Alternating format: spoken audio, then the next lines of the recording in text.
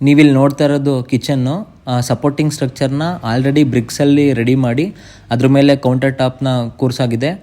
But ಇಲ್ಲಿ ಏನು problem ಆಗಿದೆ ಅಂತ ಹೇಳಿದ್ರೆ ಕೌಂಟರ್ ಟಾಪು ಮತ್ತು ಕೆಳಗಡೆ ಇರೋ ಪಿಲ್ಲರ್ ಎರಡೂ ಒಂದೇ ಲೆವೆಲ್ಗಿದೆ.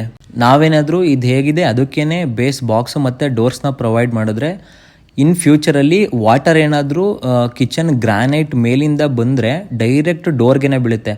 ಇದರಿಂದ ನಾವು ಎಷ್ಟೇ ಚೆನ್ನಾಗಿರೋ ಪ್ಲೇವುಡ್ ಯೂಸ್ ಮಾಡ್ತು ಅಂತಂದ್ರೂ over the period of time plywood completely ಹಾಳಾಗೋ ಚಾನ್ಸಸ್ ಇರುತ್ತೆ. ಸೊ ನಾವಿಲ್ಲಿ ಏನು ಮಾಡಿದ್ದೀವಿ ಅಂತ ಹೇಳಿದ್ರೆ ಕೆಳಗಡೆ ಇರೋ ಪಿಲ್ಲರು ಕಿಚನ್ ಮೇಲ್ಗಡೆ ಇರೋ ಕೌಂಟರ್ ಟಾಪ್ಗಿಂತನೂ ಒಂದು 5 ಇಂಚ್ ಒಳಗಡೆ ಹೋಗೋ ಥರ ಅದನ್ನು ಒಡೆದು ಅದಾದಮೇಲೆ ಬೇಸ್ ಬಾಕ್ಸ್ನ ಕೊಟ್ಟಿದ್ದೀವಿ. ಇದರಿಂದ ಏನು ಬೆನಿಫಿಟ್ ಅಂತ ಹೇಳಿದ್ರೆ ಮೇಲಿಂದ ಬರೋಂಥ ವಾಟರ್ ಡೈರೆಕ್ಟ್ ಪ್ಲೇವುಡ್ ಮೇಲೆ ಬೀಳೋದನ್ನ ಅವಾಯ್ಡ್ ಮಾಡ್ಬೋದು.